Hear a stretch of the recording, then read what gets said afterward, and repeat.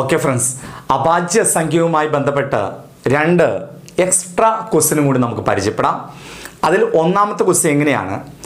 4 അഭാജ്യ സംഖ്യകളുടെ തുക 57. 4 അഭാജ്യ സംഖ്യയുടെ തുക തുടർച്ചയായത് എന്ന് പറഞ്ഞിട്ടില്ല, ആദ്യത്തെ 4 എന്ന് പറഞ്ഞിട്ടില്ല, ഏതൊക്കെയോ 4 അഭാജ്യ സംഖ്യയുടെ തുക എന്ന് പറഞ്ഞാൽ ഇത് 4 കൂട്ടുക, അത് 57ആണ്. അപ്പം 4 അഭാജ്യ സംഖ്യയുടെ തുക 57 ആണെങ്കിൽ അതിലെ ചെറിയ സംഖ്യ ഏത് എന്നാണ് ചോദിച്ചിരിക്കുന്നത്. അപ്പം ഇവിടെ നമുക്ക് ഈ എക്സും വൈ ഒന്നും എടുത്ത് ചെയ്തു നോക്കാനൊന്നും പറ്റത്തില്ല. കാരണം ഏതൊക്കെയോ 4 എണ്ണമാണ്, തുടർച്ചയായതൊക്കെ ആണെങ്കിൽ നമുക്ക് ഒരു ശ്രമം നടത്തി നോക്കാമായിരുന്നു അല്ലേ. ഓക്കെ, അപ്പോൾ ഇവിടെ ഏതോ 4 അഭാജ്യ സംഖ്യയുടെ തുക 57 ആണ്. ഓക്കെ, അപ്പം നിങ്ങൾക്ക് നമുക്ക് അറിഞ്ഞിരിക്കേണ്ട ഒരു കാര്യമുണ്ട്. അഭാജ്യ സംഖ്യകൾ എല്ലാം ഒറ്റ സംഖ്യകളാണ്, ഒന്നൊഴികെ അല്ലേ, 2 ഒഴികെ. 2 എന്ന സംഖ്യ ഒഴികെ ബാക്കിയുള്ള അഭാജ്യ സംഖ്യകളെല്ലാം ഒറ്റ സംഖ്യകളാണ്. നമ്മൾ പഠിച്ചിട്ടുണ്ട് 2 ഒറ്റ സംഖ്യയുടെ തുക ഒരു ഇരട്ട സംഖ്യ ആയിരിക്കും, 4 ഒറ്റ സംഖ്യയുടെ തുകയും ഇരട്ട സംഖ്യ ആയിരിക്കും, 6 ഒറ്റ സംഖ്യയുടെ തുകയും ഇരട്ട സംഖ്യ ആയിരിക്കും. ഓക്കെ, നമ്മൾ പഠിച്ചിട്ടുണ്ട്, ഒറ്റ സംഖ്യയിൽ പഠിച്ച സമയത്ത് പഠിച്ചിട്ടുണ്ട് ഏതെങ്കിലും 2 ഒറ്റ സംഖ്യയുടെ തുക അതൊരു ഇരട്ട സംഖ്യ ആയിരിക്കും, അല്ലെങ്കിൽ ഏതെങ്കിലും 2 ഒറ്റ സംഖ്യയുടെ വ്യത്യാസവും അതൊരു ഇരട്ട സംഖ്യ ആയിരിക്കും എന്ന് പഠിച്ചിട്ടുണ്ട്.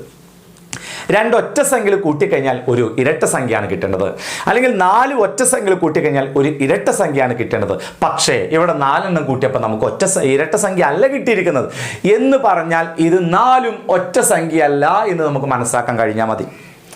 4ഉം ഒറ്റ സംഖ്യ അല്ലെങ്കിൽ ഇതിലേതോ ഒരു ഇരട്ട സംഖ്യ വന്നിട്ടുണ്ട് എന്നല്ല ഇതിൻ്റെ അർത്ഥം. അഭാജ്യ സംഖ്യയിൽ ഒരൊറ്റ ഇരട്ട സംഖ്യയുള്ളൂ, അത് ഏത് മാത്രമാണ്? 2 മാത്രമാണ്. അതുകൊണ്ട് ഇതിൽ ഏറ്റവും ചെറിയ സംഖ്യ, അതിനേക്കാൾ ചെറിയ അഭാജ്യ സംഖ്യ വേറെ ഇല്ലതാണ്. അതുകൊണ്ട് നമ്മുടെ ഉത്തരം 2 എന്നാണ്. കാര്യങ്ങൾ മനസ്സിലായല്ലോ. അതായത് 4 അഭാജ്യ സംഖ്യകൾ കൂട്ടുമ്പോൾ അഭാജ്യ സംഖ്യകൾ എല്ലാം തന്നെ ഒറ്റ സംഖ്യകളാണ്. ആദ്യത്തെ 2 ഒഴികെയുള്ള എല്ലാ അഭാജ്യ സംഖ്യകളും ഒറ്റ സംഖ്യകളാണ്. 4 ഒറ്റ സംഖ്യകൾ കൂട്ടിയാൽ ഇരട്ട സംഖ്യയാണ് കിട്ടേണ്ടത്. പക്ഷെ ഇവിടെ തന്നത് ഒറ്റ സംഖ്യയാണല്ലോ എന്ന് പറഞ്ഞാൽ ഈ 4ഉം ഒറ്റ സംഖ്യയല്ല, അതിലേതോ ഒരു ഇരട്ട സംഖ്യ വന്നിട്ടുണ്ട് എന്നർത്ഥം. അഭാജ്യ സംഖ്യയിൽ ഒരു ഇരട്ട സംഖ്യ മാത്രമേ ഉള്ളൂ, അത് 2 ആണ്. അത് തന്നെയാണ് അഭാജ്യ സംഖ്യയിലെ ഏറ്റവും ചെറുതും, അതിനേക്കാൾ ചെറുത് വേറെ ഇല്ല. അതുകൊണ്ട് ഉത്തരത്തിനാണ് 2. ഞാൻ ആ ചോദ്യം റിപ്പീറ്റ് ചെയ്യാണ്, എഴുതിയെടുക്കണം. ചോദ്യം എങ്ങനെയാണ്? 4 അഭാജ്യ സംഖ്യകളുടെ തുക 57 ആണെങ്കിൽ അതിലെ ചെറിയ സംഖ്യ ഏത്? ഇതാണ് ക്വസ്റ്റ്യൻ. ഓക്കെ, നമുക്കിനി അടുത്ത ചോദ്യത്തിലേക്ക് കിടക്കുകയാണ്. 4 അഭാജ്യ സംഖ്യകൾ ആരോഹണക്രമത്തിൽ എഴുതിയിരിക്കുന്നു. 4 അഭാജ്യ സംഖ്യകൾ ആരോഹണക്രമത്തിൽ എഴുതിയിരിക്കുന്നു. ആദ്യത്തെ ഞാനിവിടെ 4 അഭാജ്യ സംഖ്യക്ക് ഞാൻ പേര് കൊടുക്കുകയാണ്, ABCD എന്ന് പേര് കൊടുക്കുകയാണ്. കാരണം അഭാജ്യ സംഖ്യ ആയതുകൊണ്ട് നമുക്ക് A+1 A+2 എന്ന് എഴുതാൻ പറ്റില്ല, കാരണം ഒരു നിശ്ചിത സംഖ്യ കൂടിയിട്ടൊന്നും വരുന്ന സംഖ്യകളല്ല അഭാജ്യ സംഖ്യ. ഓക്കെ, അപ്പോൾ ഏതോ 4 അഭാജ്യ സംഖ്യ ഞാൻ ABCD എന്ന് കൊടുത്താം. ഓക്കെ, 4 അഭാജ്യ സംഖ്യകളുടെ തുക 4 അഭാജ്യ സംഖ്യകൾ ആരോഹണ ക്രമത്തിൽ എഴുതിയിരിക്കുന്നു. ആദ്യത്തെ 3 അഭാജ്യ സംഖ്യകളുടെ ഗുണനഫലം 385. ആദ്യത്തെ 3 എണ്ണം, അതായത് A × B × C = 385. ഓക്കെ അല്ലേ? പിന്നെന്ത് പറഞ്ഞിരിക്കുന്നു? ആദ്യത്തെ 3 അഭാജ്യ സംഖ്യകളുടെ ഗുണനഫലം 385 എഴുതിയിരിക്കണേ, കുസ് എഴുതിയിരിക്കണം. 385ഉം അവസാന 3 അഭാജ്യ സംഖ്യകളുടെ ഗുണനഫലം 1001. അവസാന 3 അഭാജ്യ സംഖ്യ ഏതാണ്? അവസാനത്തെ 3 ഇത് അല്ലേ, B × C × D, അതിൻ്റെ ഗുണനഫലം 1001 ആണ്. 1001 ആയാൽ വലിയ സംഖ്യ ഏതാണ്? ഇതാണ് ചോദ്യം. അപ്പോൾ ക്വസ്റ്റ്യൻ റിപ്പീറ്റ് ചെയ്യുന്നു, നിങ്ങൾക്ക് എഴുതാൻ വേണ്ടിയിട്ടാണ് ഇങ്ങനെ റിപ്പീറ്റ് ചെയ്യുന്നത്. 4 അഭാജ്യ സംഖ്യകൾ ആരോഹണ ക്രമത്തിൽ എഴുതിയിരിക്കുന്നു. ആദ്യത്തെ 3 അഭാജ്യ ആരോഹണക്രമം എന്ന് പറയുന്നത് ആദ്യം ചെറുത്, പിന്നെ വലുത്, പിന്നെ വലുത്. ഇതായിരിക്കും ഏറ്റവും ചെറുത്, ഇതായിരിക്കും ഏറ്റവും വലുത്. അതാണ് ആരോഹണക്രമം എന്ന് പറഞ്ഞാൽ കേട്ടോ. ഓക്കെ, ചെറുതിൽ നിന്ന് വലുതിലോട്ട് എഴുതുന്നതാണ് ആരോഹണക്രമം. ഓക്കെ, ആരോഹണക്രമത്തിൽ എഴുതിയിരിക്കുന്നു. ആദ്യത്തെ 3 അഭാജ്യ സംഖ്യകളുടെ ഗുണനഫലം 385, അവസാനത്തെ 3 അഭാജ്യ സംഖ്യയുടെ ഗുണനഫലം 1001 ആയാൽ വലിയ സംഖ്യ, അതായത് ഡിയുടെ വാല്യൂ ആണ് കാണേണ്ടത്. ഓക്കെ, അപ്പോൾ ഇങ്ങനെ ഒരു ക്വസ്റ്റ്യൻ വന്നാൽ നമുക്ക് സിമ്പിളായിട്ട് നമ്മൾ ചെയ്യേണ്ടത് ഇത്രേ ഉള്ളൂ. ഇതിനെ ഇതുകൊണ്ട് ഡിവൈഡ് ചെയ്യാം. അപ്പോൾ 385/1001. ഓക്കെ, ഈ സമം നമുക്ക് സെൻട്രൽ അങ്ങോട്ട് കൊടുക്കാം.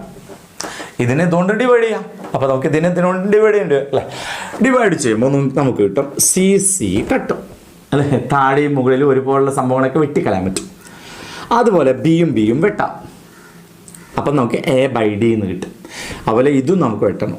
ഇങ്ങനെയൊക്കെ വലിയ സംഖ്യ വരുമ്പോൾ ഇതിനാണ് നമ്മൾ ഹരണ സാധ്യത പഠിക്കുന്നത് അല്ലേ? ഏതൊക്കെ സംഖ്യകൾ കൊണ്ട് വെട്ടാൻ പറ്റും എന്നൊക്കെ അറിയാൻ പറ്റും. ഇവിടെ നിങ്ങൾക്ക് ഒരു കാര്യം മനസ്സിലാക്കാൻ പറ്റും. ഈ 5 3 കൂട്ടിയ 8 അല്ലേ? നടുക്കുള്ളത് 8 അല്ലേ? 8 8 കുറച്ച 0 അല്ലേ? അപ്പോൾ അത് 11ന്റെ ഗുണിതാണ്. അതെങ്ങനെ മനസ്സിലായത്? ഒന്നിടവിട്ടുള്ള സംഖ്യകളുടെ തുക അല്ലേ? അതായത് ഇങ്ങനെ വരികയാണെങ്കിൽ ഓക്കെ, നമ്മളത് ഇപ്പം സമയം കളയുന്നില്ല, നമ്മൾ ഹരണക്രിയ പഠിക്കുന്നുണ്ട്.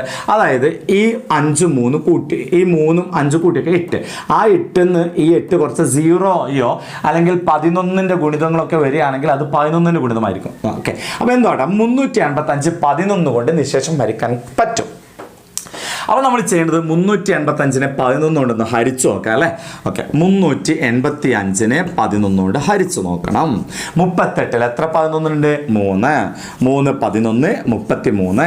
38ന്ന് 33 കുറച്ചാൽ 5 5 എഴുതി 5 11 55. ഓക്കെ, അപ്പോൾ ഞാനൊരു മാറ്റാം. അപ്പോൾ നമുക്കിവിടെ 385 എന്ന് പറയുന്നത് 11ന്റെ ഗുണിതാണ്. 35ഉം 11ഉം ഗുണിച്ചതാണ് 385 എന്ന് കിട്ടി. ഓക്കെ, ഇനി താഴെ 1001ന് നമുക്ക് 11 കൊണ്ട് ഹരിക്കാൻ പറ്റും അല്ലേ? നോക്കിക്കേ, ഒന്നിടവിട്ടുള്ള സംഖ്യ നോക്കിയേ, 1 0 കൂട്ടി, അപ്പോൾ 1. ഇനി ഈ 1 0 കൂട്ടി 1 1 1 കുറച്ചാൽ 0, അതുകൊണ്ട് ഇതും 11ന് ഗുണിതാണ്. ഓക്കെ, അപ്പോൾ 1001നെ 11 കൊണ്ട് ഹരിക്കാം. 10ൽ എത്ര 11 ഉണ്ട്? ഇല്ല. 100ൽ എത്ര 11 ഉണ്ട്? 9 11 99. 100ന്ന് 99 കുറച്ച 1 1.5 എഴുതി. 11ൽ എത്ര 11 ഉണ്ട്? 1 ഒരു 11 11. ഓക്കെ, അപ്പോൾ നമുക്ക് ഇവിടെ എത്ര കിട്ടി? 91 ഗുണിക്കണം 11. 91 ഗുണിക്കണം 11. അപ്പോൾ മുകളിലെ 11 താഴെയുള്ള 11 വെട്ടിക്കളയാം. ഓക്കെ, അപ്പോൾ നമുക്കിവിടെ എങ്ങനെ കിട്ടുമെന്ന് അറിയാം. ഇവിടെ നമുക്ക് അവസാനം വന്നിരിക്കുന്നത് ഇവിടെ A/D = മുകളിൽ 35/91 എന്ന് കിട്ടി. ഇത് നമുക്ക് ചെറുതാക്കാൻ പറ്റും. കാരണം 35 എന്ന് പറഞ്ഞാൽ 7ന്റെ ഗുണിതാണ്. 91 നിങ്ങൾ പറഞ്ഞ 91 അഭാജ്യ സംഖ്യയാണോ? അല്ല അല്ലേ? നമ്മൾ പഠിച്ചിട്ടില്ലേ 90 മുതൽ 100 വരെയുള്ള സംഖ്യകളിൽ ഒരൊറ്റ നമ്പർ മാത്രമേ അഭാജ്യ സംഖ്യ ഉള്ളൂ. അതേതാണ്? 97 എന്തുകൊണ്ടാണ് 91 അഭാജ്യ സംഖ്യ അല്ലാത്തത്? എന്തുകൊണ്ടായിരുന്നു? 91 7ന്റെ ഗുണിതാണ്. അതുകൊണ്ടാണ് 91 അഭാജ്യ സംഖ്യ അല്ലാത്തത്. പ്രത്യേകം ശ്രദ്ധിക്കുക, 90 മുതൽ 100 വരെ അതിൻ്റെ ഇടയിൽ ഒരു അഭാജ്യ സംഖ്യ മാത്രമേ ഉള്ളൂ, 97 മാത്രമേ ഉള്ളൂ കേട്ടോ. 91 അഭാജ്യ സംഖ്യയിൽ എന്താണെന്ന് കാരണം ചോദിച്ചു കഴിഞ്ഞാൽ 90 എന്ന് പറഞ്ഞാൽ 7 ഗുണിക്കണം 13 13 7 ഗുണിച്ചാൽ 91 കിട്ടും. അതുകൊണ്ടാണ് 91 അഭാജ്യ സംഖ്യ അല്ലാത്ത കേട്ടോ. 35 എന്ന് പറഞ്ഞാൽ 7 ഗുണിക്കണം 5 അല്ലെ 35. അപ്പം മുകളിൽ 7 താഴെ 7 വെട്ടി. അപ്പോൾ നമുക്ക് ആൻസർ കിട്ടി A/D = മുകളിൽ 5/13. ആൻസർ കിട്ടിക്കഴിഞ്ഞു. അതായത് A = 5, D = 13. അതാണ് അതിൻ്റെ ഉത്തരം. A എന്ന് പറഞ്ഞാൽ ഇതിലെ ചെറിയ സംഖ്യ 5 ആണ്. D എന്ന് പറഞ്ഞാൽ വലിയ സംഖ്യ, അതാണ് 13. നമ്മളോട് ചോദിച്ചിരിക്കുക. ആ ചോദ്യം ഞാൻ ഒന്നുകൂടി വായിക്കുന്നുണ്ട്. 4 അഭാജ്യ സംഖ്യകൾ ആരോഹണ ക്രമത്തിൽ എഴുതിയിരിക്കുന്നു. ആദ്യത്തെ 3 അഭാജ്യ സംഖ്യയുടെ ഗുണനഫലം 385ഉം അവസാന 3 അഭാജ്യ സംഖ്യകളുടെ ഗുണനഫലം 1001 ആയാൽ വലിയ സംഖ്യ ഏത് എന്ന് ചോദിച്ചു. വലിയ സംഖ്യ നമുക്ക് 13 എന്ന് കിട്ടി. ഇനി ചെറിയ സംഖ്യ വേണമെങ്കിൽ നമുക്ക് കൊടുക്കാം. അതെത്രയാണ്? 5 എന്ന് കിട്ടും. ഓക്കെ, അപ്പോൾ നമുക്ക് ഇവിടെ അഭാജ്യ സംഖ്യയുമായി ബന്ധപ്പെട്ട പ്രധാനപ്പെട്ട കണക്കുകളെല്ലാം ഇവിടെ തീർന്നിരിക്കുകയാണ്.